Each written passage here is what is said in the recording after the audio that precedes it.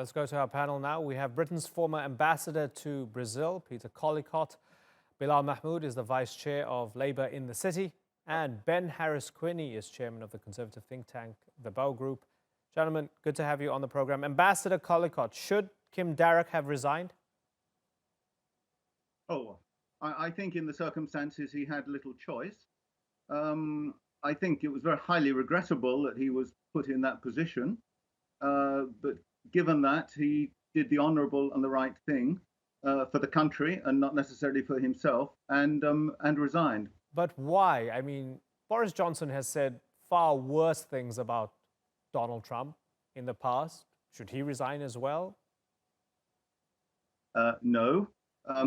He's not in the same position as Boris Johnson is, clearly.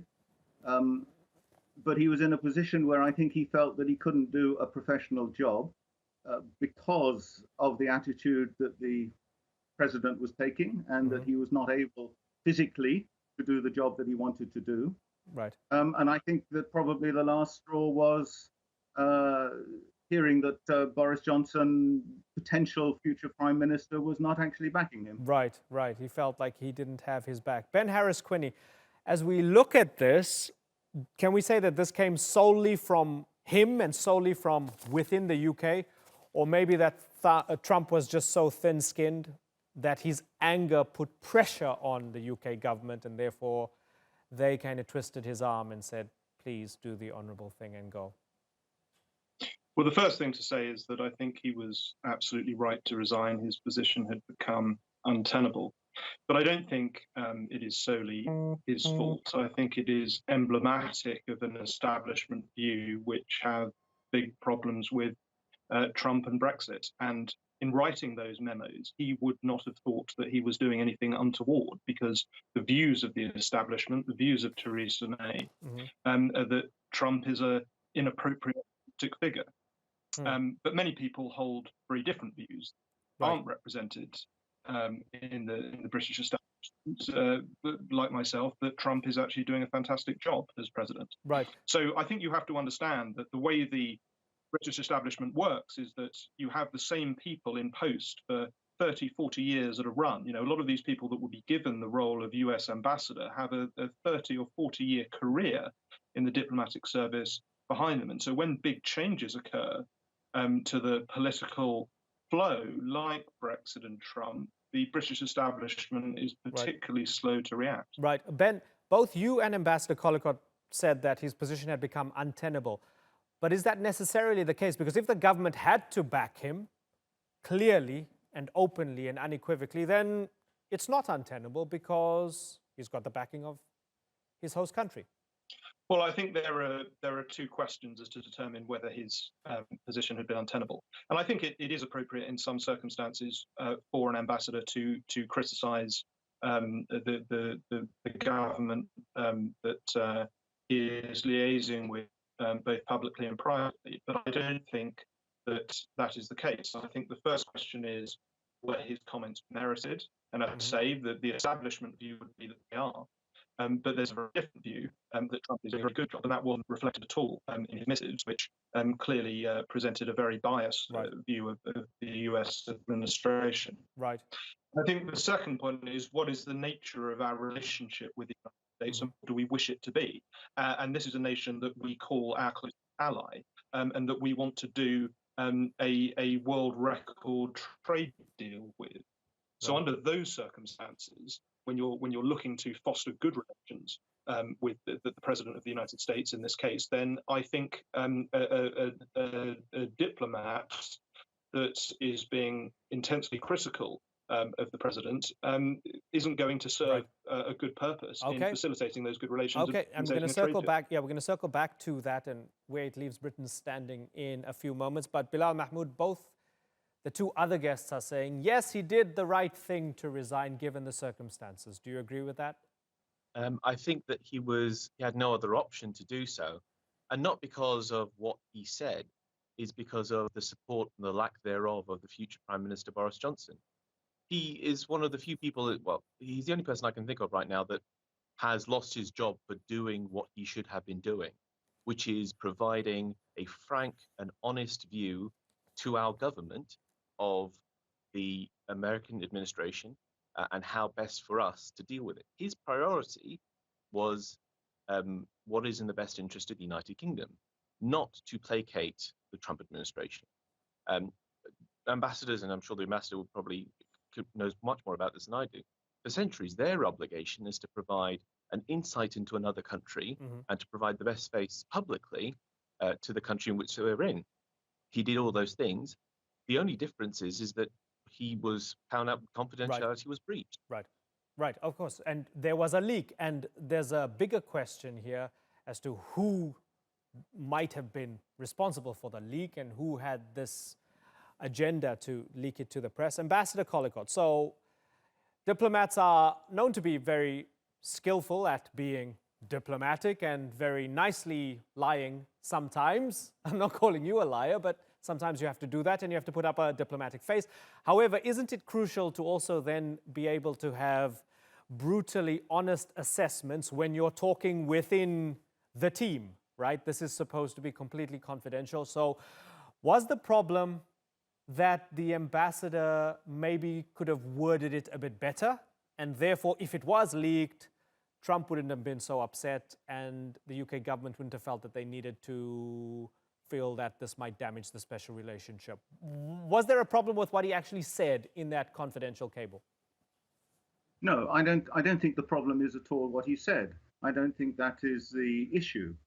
And certainly one would not want diplomats or others in the public service to have to temper what they say, assuming that those words are going to be leaked. Because as you say, one of the prime jobs of a diplomat is actually to tell it as he or she sees it, so that the government for whom he or she is representing can actually take policy decisions based on a real appreciation rather than on some gilded appreciation, just in case these things might leak out into the press. I don't think what he said is an issue at all.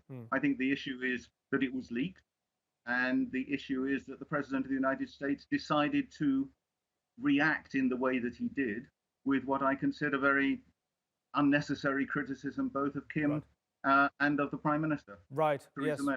Yes, when Trump said, I barely know the guy, he's wacky, he's very stupid, he's a pompous fool. Yeah, I mean, a lot of interesting stuff. Ambassador, before I go back to Ben, Ambassador, is this all about Trump? Given that a few years ago, with the WikiLeaks embassy cables, the US embassy cables, we saw all sorts of colorful criticisms emanating from those cables, not only about enemies, but close allies as well. You know, the Americans, about the French, about the Russians, and so on, talking, you know, about Sarkozy, talking about all of these leaders, the Saudis.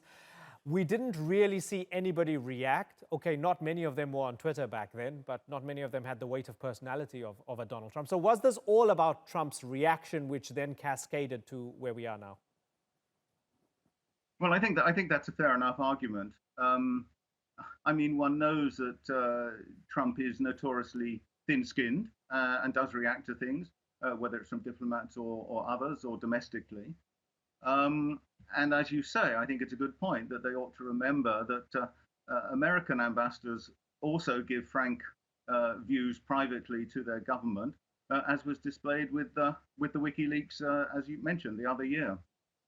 Ben Harris-Quinney, all this talk of a special relationship, but it doesn't seem like a very special relationship at this moment in time because the power dynamics seem to be wholly weighted towards the United States, that the UK's ambassador can resign over something like this, right? No, I don't think that's true. And I would take issue with what was just said, although I completely agree that the role of an ambassador should not be to give a biased view in either direction. It should be to present as accurate a picture of what is going on as possible. And what the ambassador, so I certainly don't think that all missives about government should be, you know, Donald Trump's absolutely fantastic and wonderful and the best thing that's ever happened. But equally, it shouldn't be bias in the other direction. I think that was absolutely the problem with this missive, because there's a whole other story to tell. You know, there's many British people, like Nigel Farage, for example, who's a leading politician, that would tell a very different story about Donald Trump. For example, that growth rates in the United States are double than that in the United Kingdom, that he is acting on his campaign promises and that he's on course to win the next presidential election. So there's a much more positive story to tell. And I think what was inappropriate about it is that it only really told a negative story. It made one allusion to don't underestimate. Okay, but you mentioned someone like Nigel Farage, right? Okay, yeah, certainly. But you mentioned someone like Nigel Farage, right? Farage and other Brexiteers have said all sorts of things about Brussels, right?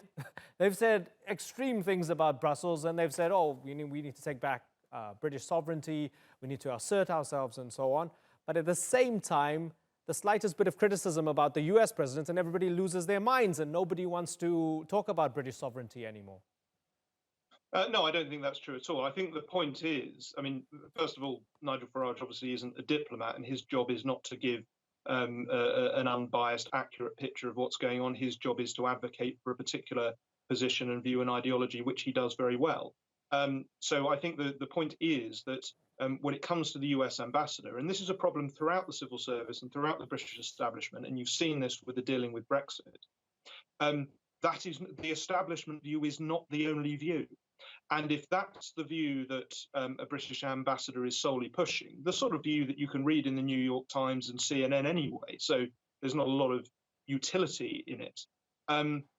If that's the only view that the British ambassador is pushing, then they're not doing their job well, because they really need to be reflecting all sides of the argument in their missives. And I think that is why we have had this very clumsy approach to Trump, that has really, he's opened his hand to us, and we've ceaselessly kicked it away. And I think Boris, as was said earlier, has said some very negative things about Trump as well. So I think that will be a problem going forward. And so I think that Kim Darroch did the honourable thing and the right thing in stepping down. But I think going forward, the government needs to look again at the makeup of the civil service and its diplomatic network and ensure that all political views are represented. Bilal, is Ben right that it's not so much about the special relationship right now, but it's about the special circumstances that Britain finds itself in, given the nature of the establishment, as he said, and the minority view of Brexiteers and so on, and this delicate position where the country doesn't quite know where it's going,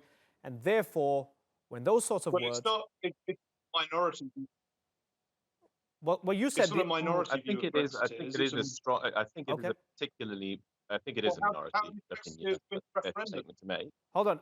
Ben, Ben, hold on. Okay, before I go to Bilal, because you said Nigel Farage's view was a minority view. No, I didn't say it was a minority view. I said that Nigel Farage's job is to give a particular ideological perspective. But if an ambassador was reporting on what is going on in the UK, it would be inappropriate to just give the Nigel Farage view or just give the Jeremy Corbyn view. You've got to reflect all views as a diplomat in order to give an accurate picture. And I think that's not what's going on. But it's completely absolute nonsense to say the Brexiteer view is a minority view because the majority voted for Brexit. Okay. Bilal, has the diplomat not done his job properly, and therefore Ben's right? So a couple of things. First, on the special relationship. Look, I have a special relationship with my wife. If I'm doing something wrong, she's going to call me out on it, and she's going to call me some names, and she's going to be able to tell truth to power, and I'm going to do the same thing. That's the nature and the dynamic of the special relationship. It's not simply kowtowing and placating whenever we can.